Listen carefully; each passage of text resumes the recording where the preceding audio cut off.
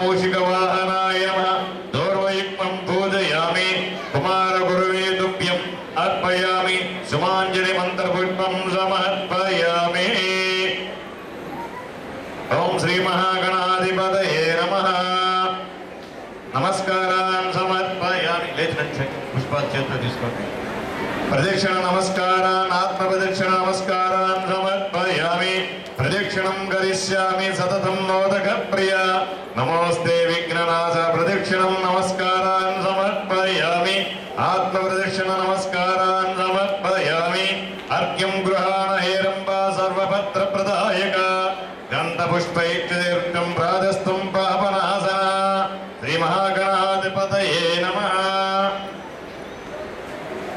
अर्घ्यं समर्पयामि ओम हस्तयोर्घ्यं समर्पयामि ओम पादयोपाघ्यं समर्पयामि ओम मुखे आचमनीयं समर्पयामि ओम ब्रह्मविनायकाय नमः नमस्तुभ्यं गणेशाय नमोस्ते विघ्ननाशनः एप्रतं मे वरदे वरदात पराङ्गतिं श्री विनायकाय नमस्तुभ्यं सततं मोदकप्रिया निर्विघ्नं कुरु मे देव सर्वकार्येषु सर्वदा श्री महागणाधिपतये नमः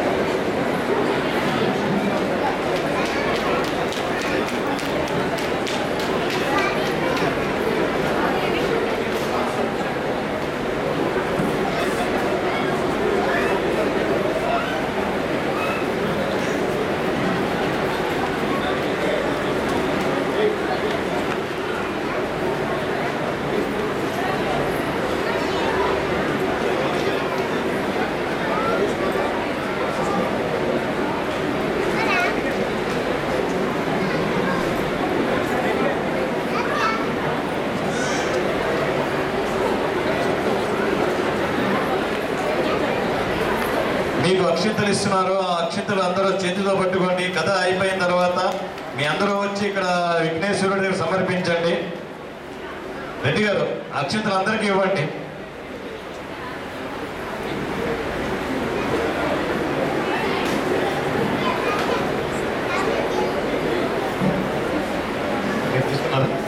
అక్షింతలు పుష్పం ఓం శ్రీ మహాగణాధిపతయే నమః శ్రీ సూత మహర్షి సోనకాదిమునులకు ఈ విధంగా చెప్పుచున్నాడు ఓ గజముఖుడైన గజాసురుడు ఒక రాక్షసుడు తన తపస్సుచే శంకరుని మెప్పించి కోరరాని వరం కోరినాడు తనను ఎవరో వధించజాలని శక్తిని శివుడు తన ఉదరమునందు నివసింపవరని వరం కోరినాడు ఆ ప్రకారము శివుడు అతను కుక్షియందు బందీ అయి అతడు అజేయునైనాడు తన భర్తకు కలిగిన ఈ స్థితి చూసి పార్వతీదేవి చాలా దుఃఖహేతువై జగత్తుకు శంకరుడు లేని స్థితి ఏమిటి అని ఆ జగన్మాతకు పార్వతి భర్తను విడిపించే ఉపాయమునకై విష్ణువును అర్థించినది విష్ణువు గంగిరెద్దు అని వేషము ధరించి నందీశ్వరుని గంగిరెద్దుగా తీసుకుని వెళ్ళి ఆ గంగిరెద్దును నాడించుచు ఆ గజమకాసురుని మెప్పించినాడు ఆ గజమకాసురుడు ఆనందంతో ఓ ఏమి వరం కావాలనో కోరుకొను అని విష్ణుమూర్తిని మేము ప్రార్థించినాడు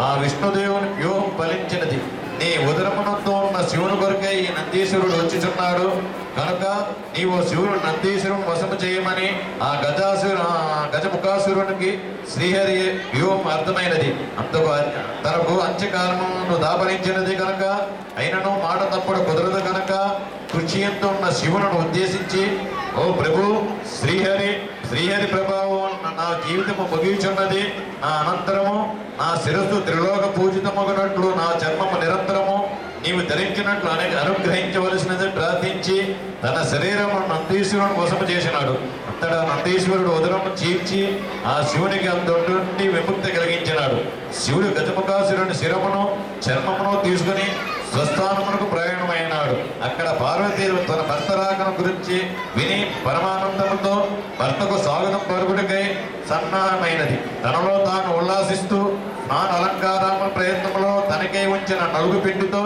ఆ ఉల్లాసంతో పరధ్యానముగా ఉండగా ఒక ప్రతిమను చేసి అది చూడముచ్చటైన బాలుడుగా కనిపించినది.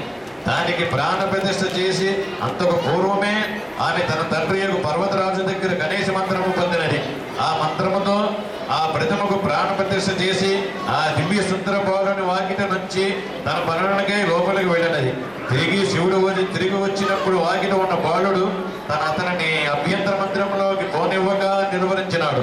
తన మందిరంలో తనకే అటకాయింప అని శివుడు రౌద్రముతో ఆ బాలుని శిరచ్ఛేదనం చేసి లోనికి వేగినాడు. జరిగిన దానిని విని పార్వతి విలిపించి శివుడు చింతించి వెంటనే తన వద్దనున్న గజముఖాసురుని శిరమును ఆ బాలుని మండపమునకు అతికించి ఆ శిరమునకు శాశ్వతమైన త్రిలోక పూజనీయత కలిగించినాడు. గణేశుడు గజాననుడై శివపార్వతుని బుద్ధుల బట్టి అయినాడు. విగత జీవుడైన గజముఖాసురుడు ఆనంద్యుడై మూషిక రూపమున వినాయకుని వాహనమై శాశ్వత స్థానం పొందెను. గణపతిని ముందుగా పూజించి ఆదిదేవుడు విఘ్నేశ్వరుడు కానీ ప్రకృతి గజానన మూర్తి మాట ఏమిటి, ఈ గజానుడికి స్థానం కలగవలసి ఉన్నది కదా అని శివుడు తన రెండో కుమారుడైన కుమారస్వామిని తనకు ఆ స్థానమును కోరినాడు. శివుడు ఇరువురికి పోటీ పెట్టి మీలో ఎవరు ముల్లోకములలో పవిత్ర నది స్నానము చేసి ముందుగా నా వద్దకు వచ్చేదరో వారికి ఈ ఆధిపత్యమును లభిస్తున్నది అని విన్నవించెను. కుమారస్వామి వేగముగా సులువుగా సాగి వెళ్ళినాడు. గజానుడు మిగిలి త్రిలోకములో పవిత్ర నదీ స్నానము ఫలదాయకము ఉపాయమును అర్థించినాడు.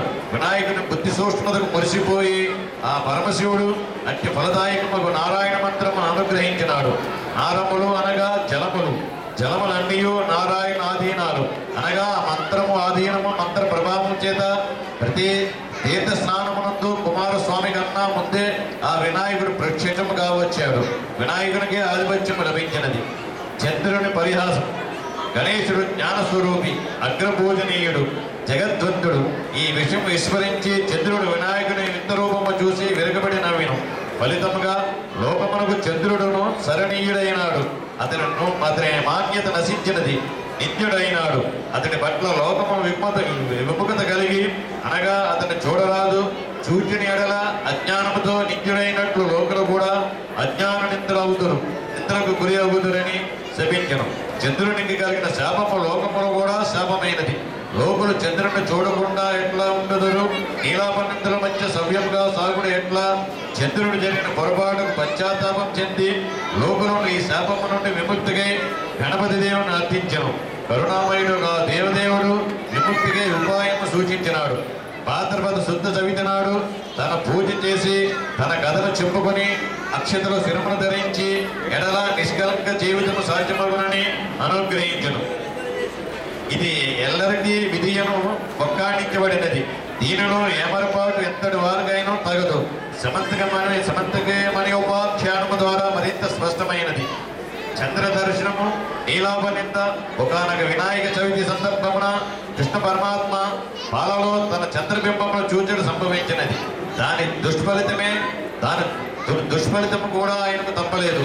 సత్రాజితు అనునందుడు సూర్యోపాసనచే సమంతకమణి సంపాదించి ఆ సమంతకమణి దినమునకు 7 బారువుల బంగారం నీయగల మణి, అత్యంత శక్తివంతమైన మణి, పరిపాలకుని వద్ద ఉండదగినని ధర్మజునకు శ్రీకృష్ణుడు భావించినాడు.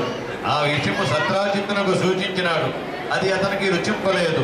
అనంతరము సత్రాజిత్తు తమ్ముడు ప్రసేనుడు విలాసముగా ఆ మణి ధరించి వేటకై అడవికి వెళ్ళినాడు. అది అతనికి నాశన హేతువైనది. ఆ మణిని చూసి మాంసఖండమని భ్రమించి సింహం ఒకటి అతను వెంటాడి చంపి ఆ మణి నోట కరుచుకొని పోయినది. నిజము తెలియని సత్రాజిత్తు మణి ప్రలోభంతో శ్రీకృష్ణుడే తన తమ్ముని చంపి అపహరించినాడని అనుమానించి నిందల పాలు చేసెను. ఆ నింద పాపకునుడికై శ్రీకృష్ణుడికి ఆవశ్యకమైనది. అడవిలో అన్వేషణ సాగించినాడు. ఒక చోట ప్రసేనుడు కళేబరమును కనిపించి అచ్చట కనిపించిన సింహపు కాలిజాడల వెంట సాగి వెళ్ళాడు. ఒక ప్రదేశంలో సింహము భల్లూకము పోరాడిన జాడలు కనిపించినవి. శ్రీకృష్ణుడు భల్లూకము కాలిజాడల వెంట వెళ్ళి ఒక గుహలోనికి వెళ్ళి ఆ గుహలో ఒక బాలునికి ఉన్న ఊయల తొట్టిలో మణి వేలాడు కట్టుబడి ఉన్నది. శ్రీకృష్ణుడు ఆ మణిని అందుకుని ఇంతలో భయంకరముగా అరుచుతూ ఒక భల్లూకము అతనిపై పడినది. భీకర సమరం సాగినది. ఒక దినము కాదు, 2 దినములు కాదు, 28 దినములు క్రమముగా బల్లోకమునకు శక్తి క్షీణించినది. ఇది సామాన్య బల్లోకము కాదు, మహాభక్తులకు శక్తివంతుడైన జాంబవంతుడు. రామాయణ కాలము నాటి జాంబవంతుడు కర్మబంధములు విడువక నిలిచి ఉన్నాడు. అజేయుడతను, ఎవరి వల్ల అతను క్షీణింపబడుట ప్రశ్నే లేదు. ఒక్క శ్రీరామచంద్రుని వల్లనే అది సాధ్యము. ఆ విషయం తెలిసిన జాంబవంతుడు తాను ఇన్ని దినములు పోరాడుతున్న శ్రీరామచంద్రుడితోననే గుర్తించి స్తోత్రం చేయుచున్నాడు. అది త్రేతాయుగము కాదా, ఇది ద్వాపర యుగం. ఈ అవతారములో జాంబవంతుని సేవలకు మెచ్చి శ్రీరామచంద్రుడు ఒక వరము కోరుకమ్మనగా అవివేకముతో జాంబవంతుడు స్వయముగా శ్రీరామచంద్రునితోనే యుద్ధము కోరినాడు. అది శ్రీరామ కార్యము కాదు కనుక అప్పుడు నెరవేరలేదు. అవివేకముతో అతడు కోరిన కోరిక జాంబవంతునకు దీర్ఘకాల కర్మ సంబంధమైనది.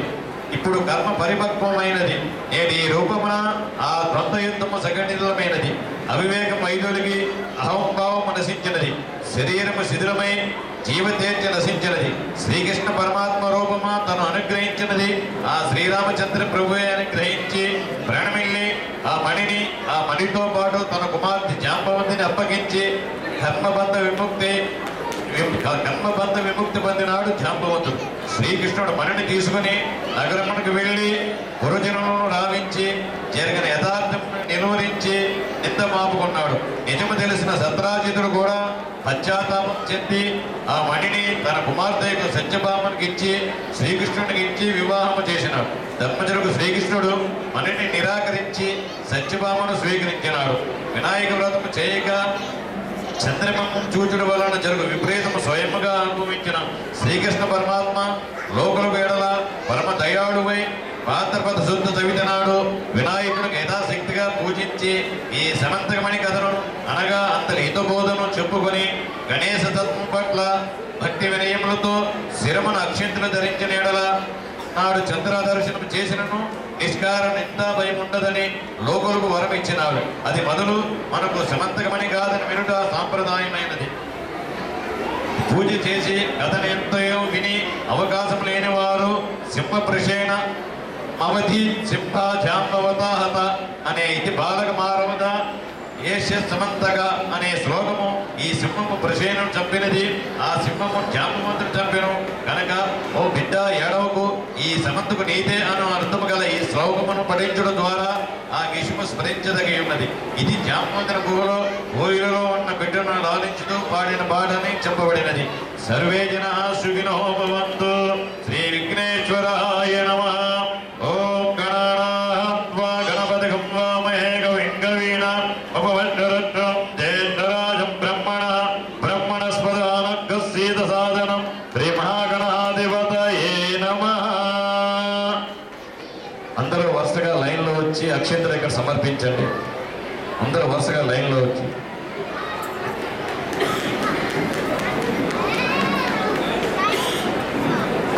అందరూ అక్కడే కూర్చోండి అమ్మా. మీ దగ్గరికి ఒక ప్లేట్ పట్టుకొని వస్తారు, అందరూ దాంట్లో సమర్పించండి.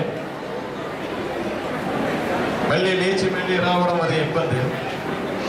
అందరి దగ్గర కలెక్ట్ చేసుకోవాల్సింది.